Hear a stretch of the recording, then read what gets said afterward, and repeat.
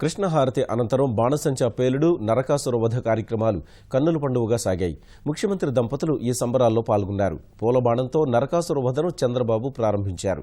తర్వాత బాణసంచా కాల్చి సందడి చేశారు. దీపావళి బాణసంచా వెలుగుల్లో కృష్ణా తీరం వెలుగులీనింది.